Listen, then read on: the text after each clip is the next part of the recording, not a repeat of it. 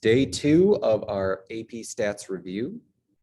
Just in case you guys are wondering what we're going to cover today, we have in the About This course page, our AP test review materials. We'll be working on units 3 and units 4. There's also underneath there the semester notes from first semester and the clip notes, as well as where I'm storing each one of these review videos. They'll be in this AP test review video folder. So units 3 covers, from what AP Classroom likes to say, is introducing statistics, telling the truth, planning a study, collecting data, ideas about sampling, experimental design, and how to represent data, and then a little bit into inference and experiments. So each one of these units, I have the description from what College Board has for their expectations. And then we will jump into some of the questions that we have. So with unit 4, we have our binomial distribution and our geometric distribution. And I'm guessing some probability questions. So I'm going to switch over to notability. And we are going to get started. So with question number 1 on the FRQ. Researchers are investigating whether people who exercise with a training partner have a greater increase on average in targeted exercise intensity compared with people who exercise alone. 2 methods of collecting data have been proposed. Method 1, recruit volunteers who are willing to participate, randomly assign each participant to exercise with a training partner or to exercise alone. Method 2, select a random sample from all of the people who exercise at the community fitness center, ask each person in the sample whether they use a training partner, and use the response to create the 2 groups. For each method, the researchers will record the change in targeted exercise intensity for each person in the investigation. They will compare the mean change in intensity between those who exercise with a training partner and those who do not. 1, describe the population of generalization if method 1 is used. Explain your answer.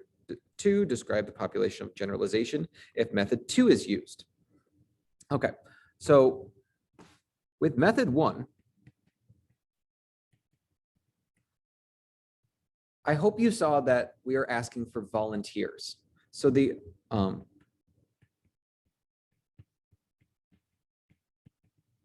and since we're using volunteers, then we can only generalize that to that particular group.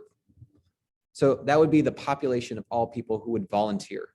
So we would generalize to only people who would volunteer.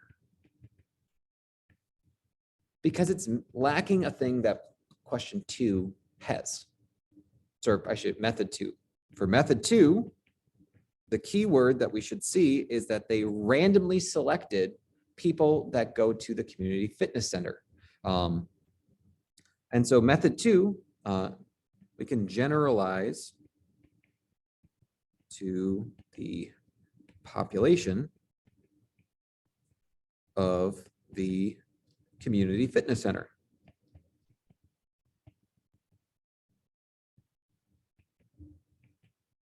Because those people were selected at random.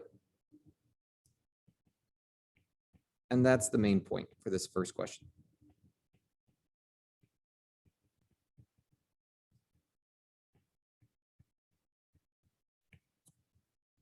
Okay, so part 2 asks you, let's re-zoom in.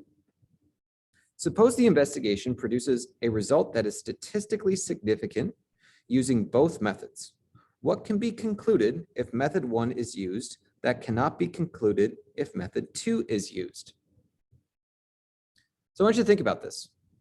With method 1, researchers would be able to conclude that exercising with a training partner causes a greater increase in change in targeted exercise intensity on average rather than exercising alone.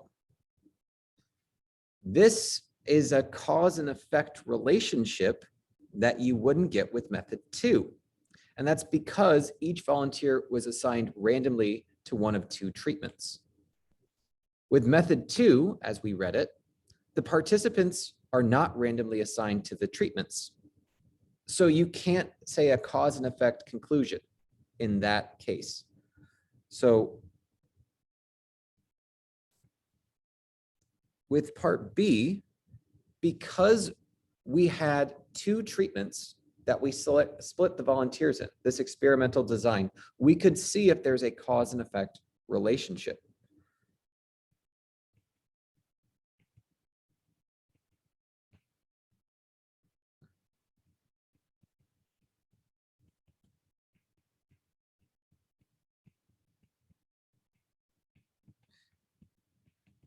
In method 2, there was no assignment, and you could read it, we can read it again. Ask each person in the sample whether they use a training partner and use the response to create the 2 groups. So if they use a training partner, then they went into the group that has a training partner. And so you can't generalize that cause.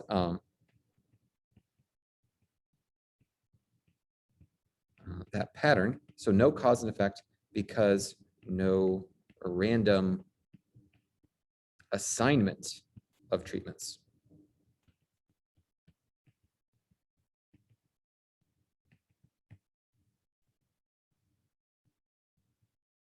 And that takes care of the first question for question 2. So now I'm going to pull up, sorry, unit 3, question 1. Unit 3, question 2, as we do this dance like I did before. Let's go over the question. A survey was given to a random sample of 400 people living in a certain community. The people were asked whether they supported the construction of walking trails in the community park. The results are shown in the following table. Yes, support, no, do not support, no opinion. We have a total of 400 people. Complete the following segmented bar chart to show the relative frequencies of the results. Now note, it already gave us this as a labeled portion. So what we would need to conclude is, let's get HitMacBat in here. All right, HitMat, we are in unit 3, question 2. I already went over question 1. So if you want to just get set up, if you've tried any of these, that's fine. I'll just reread the question. A survey was given, right? Yeah, I'm recording this. So okay, I'll just watch 1 and 2. All right, sounds good. A survey was given to a random sample of 400 people living in a certain community. The people were asked whether they supported the construction of walking trails in the community park. The results are shown in the following table. Yes, no, no opinion, and our total. So if we think of a relative frequency chart, then we should be thinking about percentages for each. So I'll just color this in. If we look at the first one, we have 210 out of 400. So yes would be about 50%. So if I color this in, let's say blue is a little over 50%. I would expect you guys to do this exactly. So we have our blue group. And then the next stack is, let's say, yellow. No, do not support, which is 90 out of 400, which is a little less than a quarter. So if I went up a quarter, which would be 25-ish.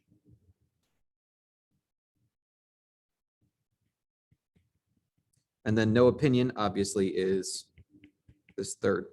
So let's do a key, no opinion. This is no, do not support. And then blue we said was yes. And you could do this in either way. Okay.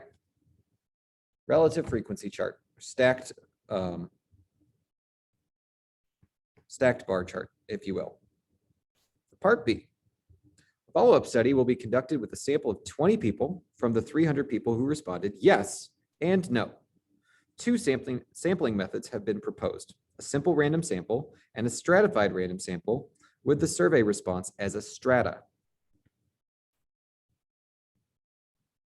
If the stratified random sample is used, what is the number of people that will be selected from those who responded yes? Okay. Support your answer by showing your work. So we need to look up here, and we know that there are 210 that said yes out of the 400. So we're looking for the proportion of adults from the sample of 300 who responded to the survey indicated that they supported the construction of the walking trails. Okay, so how many people said yes out of those 300? It's limited now to 300.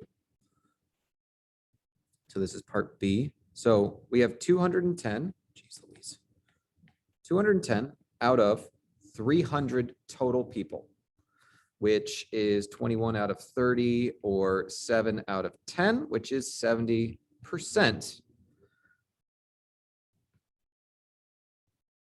Now I'm going to read this. It says, if the stratified sample is used, what is the number of people that will be selected for those who responded yes? I know that 70% of the people that I'm looking for in that 300 said yes. Therefore, I want to have each adult has an equal chance of being selected for the in-depth survey. I want to have that same proportion of those 20 people selected. So from our simple random sample of 20 people, I want 70 of those people, 70% of those people to be people that said yes.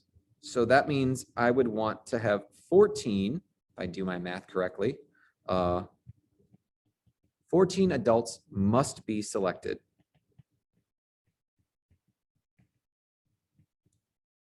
from those who responded yes.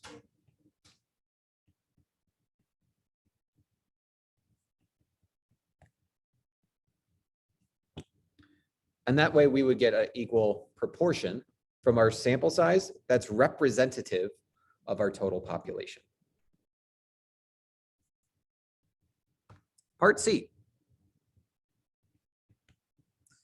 Describe a statistical advantage of using the stratified random sample instead of a simple random sample for the follow-up study. Okay, well, what's the benefit of stratifying versus just a simple random sample? Well, what are we aiming for here? It allows the representation for the two survey responses to be identical in proportion to the responses. So stratified sample allows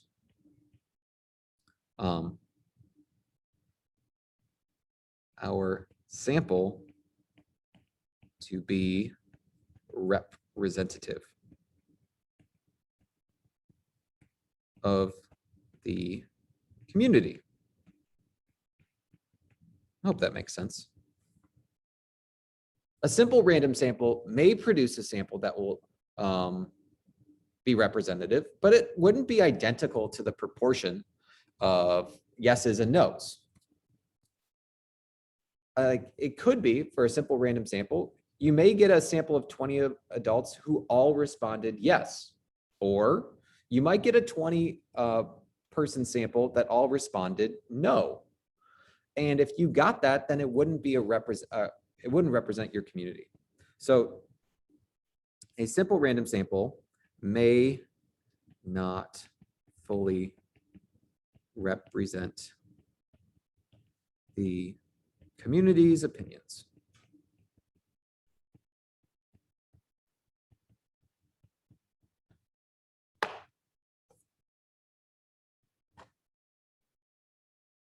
So that goes over experimental design, and note in each one of these, we're asked to compare.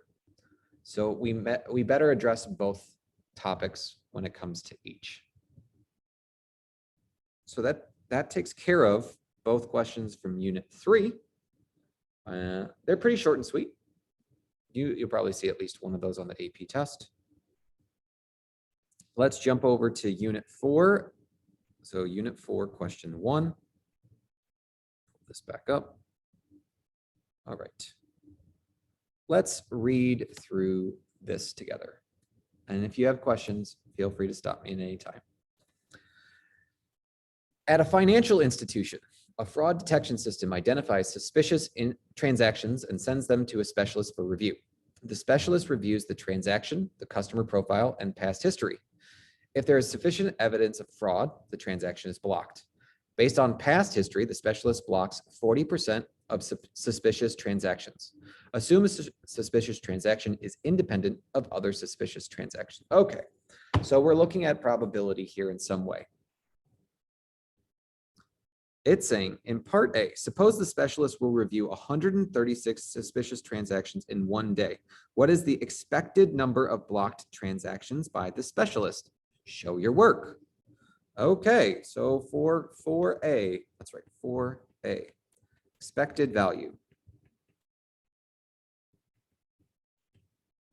If you recall, expected value takes the total number of people, 136, multiplies by the probability, which they said was 40%.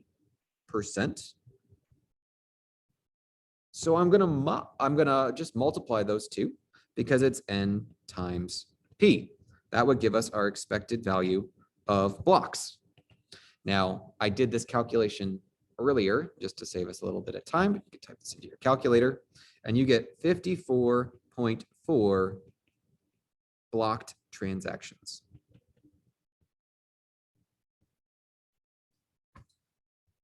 Note, I gave a little context to this problem. It's not just 54.4, but it's 54.4 blocks. Okay, part B. Suppose the specialist wants to know the number of suspicious transactions that will need to be reviewed until reaching the first transaction that will be blocked. This should sound familiar. For B is talking about geometric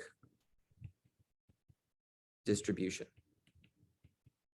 How many would they need to check until they get the first blocked case? So this is asking for find the mean of a geometric distribution.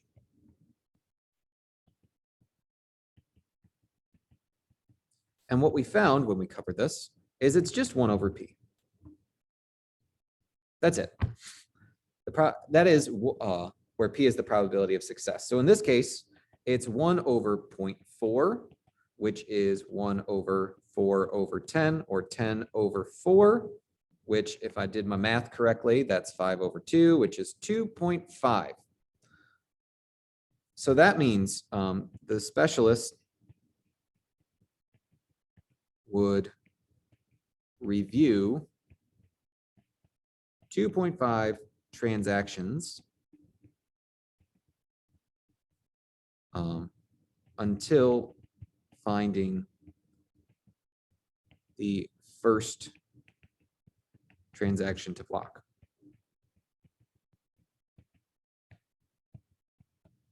Again, answer plus context gives me a full, complete response.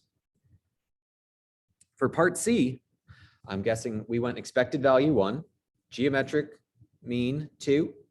Part C is probably building a binomial model. That would be my guess.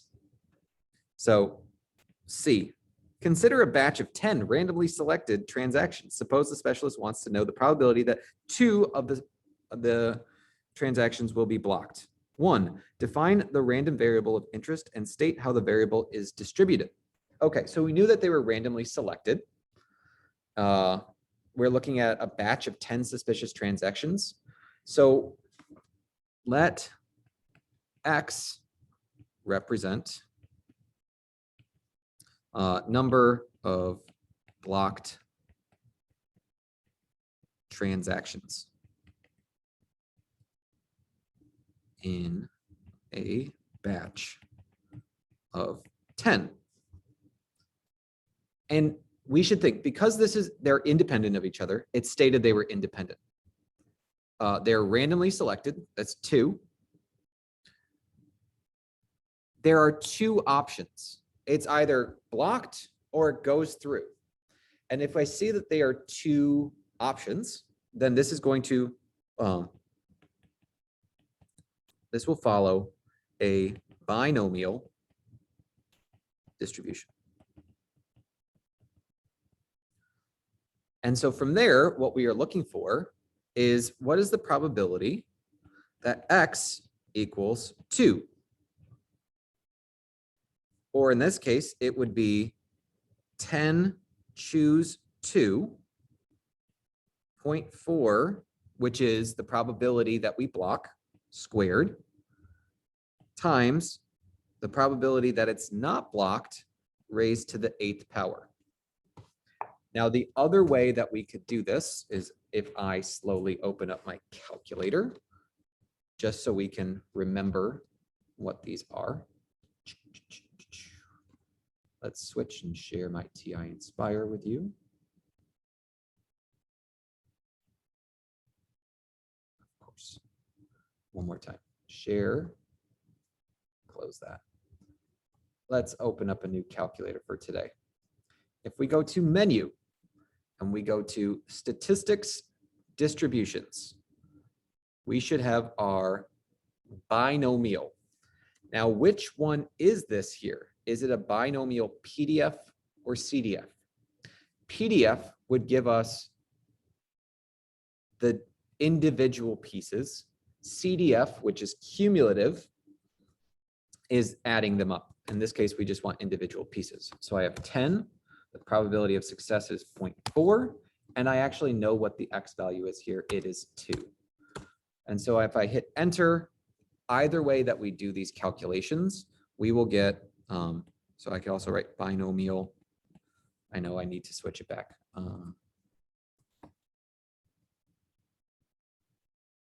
2, 1. Binomial PDF 10.42. And that's what we type in, and we get approximately 12%.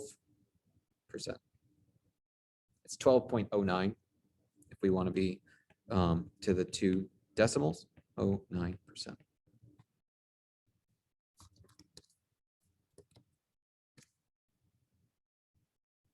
Questions on that? Okay, we're flying through these. We have one more question. So we'll say this is 4.2. Let's reload that. I don't know why this keeps loading up my cow. Unit 4, question 2. I'll pull up my answer key and we will do this thing. Okay, last question for today. Miguel is a golfer and he plays on the same course each week. The following table shows the probability distribution for his score on one particular hole known as the water hole. So his score, I'm guessing, which is his stroke, 3, 4, 5, 6, and then 7 shots to make it into the hole. So let the random variable X represent Miguel's score on the water hole. In golf, lower scores are better. Part A. Suppose one of Miguel's scores from the water hole is selected at random. What is the probability that Miguel's score on the water hole is at most 5? Show your work. So I'll let you think about this for just a second. If I'm at most 5, so I want to know what's the probability that X is at most 5 is less than or equal to 5. That's all. At most 5 is 5 or 4 or 3. Well, I know what the probability of each one of those is, so it's just summing up those probabilities. 0.15 plus 0.40 plus 0.25, 40, which should add up to 0.80 or 80%. One of those two. That's the probability. I don't need to write a full explanatory sentence on that because kind of is what it is. Now let's see what the next question says. I'm given a probability model. Let's see. I first found the probability of 1. Now I'm guessing it's going to say What's the expected value of his score? So B, calculate, interpret the expected value of X, show your work. So this was A. Here's B. Expected value is taking into account his score. So what score would he expect on this whole? Well, we know he gets 3.15% of the time, plus 4 times 0.4, plus 5 times 0.25, plus 6 times 1.15, plus 7 times 0.05. Expected value is just adding all those up. So if I type that into my calculator, I get 4.55. So again, this answer needs some context. I'm not just going to leave it as 4.55. I'm going to say if Miguel plays the whole many times, it's not just a few, it's many times, his average score will be about 4.55. Okay, so that should be good. Let's continue reading. The name of the water hole comes from the small lake that lies between the tee, where the ball is first hit, and the hole. Miguel has two approaches to hitting the ball from the tee, the short hit and the long hit. The short hit results in the ball landing before the lake. The value of X in the table are based on the short hit. The long hit, if successful, results in the ball traveling over the lake and landing on the other side. The two approaches are shown in the following diagram. Okay, so we have his short hit and his long hit.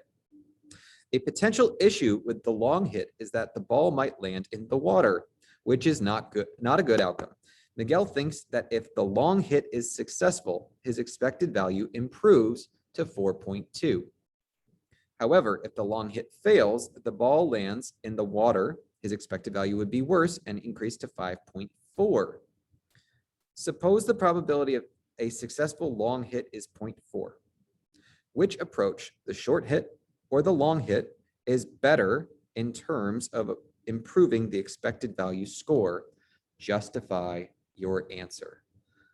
Now, this is interesting because we have two things. And so we should be building a new probability model. We have a couple informations that I want to tease out here. We have the probability of a successful long hit is, so let's say this is a long hit.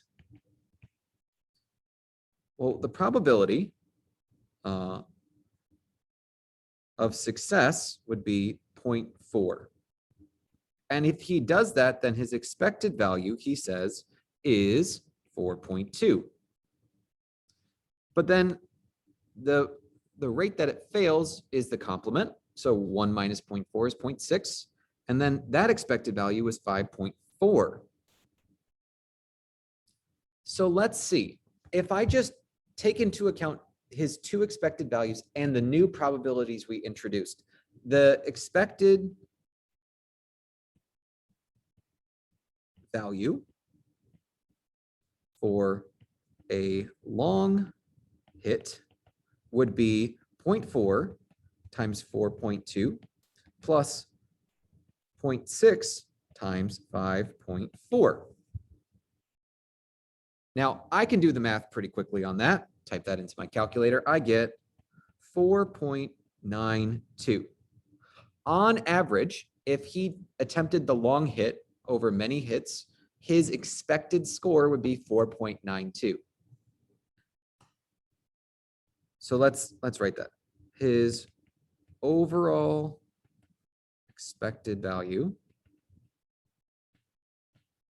for a long hit is 4.92, which is definitely greater than 4.55, which was the shorter method.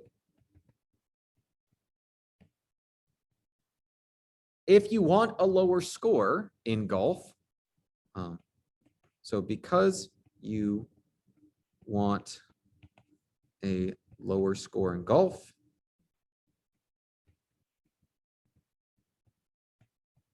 he should take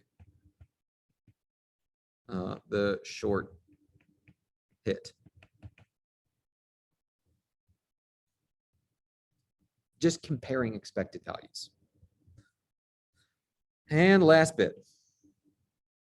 Let P represent the probability of a successful long hit. What values of P will make the long hit better than the short hit in terms of improving the expected value of the score? Explain your answer. Okay. So we did this for a specific case here. We know, let's say, expected value and then probability. The expected value is still going to stay the same, 4.2 for a successful hit. And it's going to be 5.4 for a fail hit. But they're just saying, let P be this value. And then the complement is obviously 1 minus P. So if I'm a little mathematician here, I'm going to, instead of having exact values like I had above, I'm now going to have variable values that I can solve for. So I have 4.2 times P plus 5.4 times 1 minus P. And I want to think, what do I want that to be better than the short hit. So I want that to be less than 4.55, which is what we found earlier. So now this is just a little bit of algebra. That's 4.2P plus 5.4 minus 5.4P. It's less than 4.55. If I subtract these two, I get negative 1.2P is less than negative, what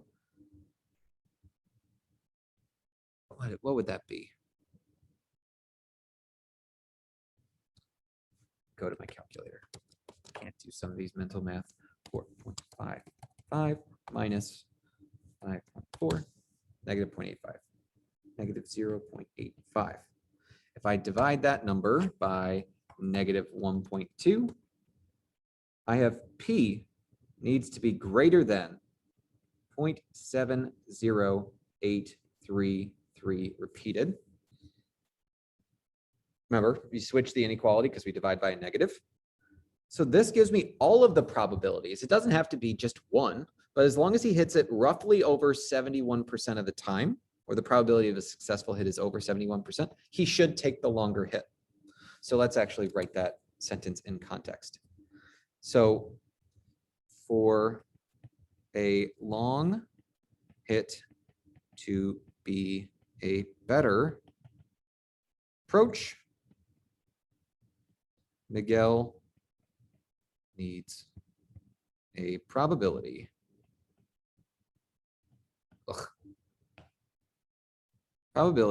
greater than 0.708 for a successful long hit. So that takes care of the 4 questions from Unit 3 and Unit 4, going over experimental design and probability. Tomorrow, I will, since I don't think Hikmet will be here, I'll go over Units 5 and Unit 6, and those should start getting you thinking about confidence intervals, hypothesis tests, and the like.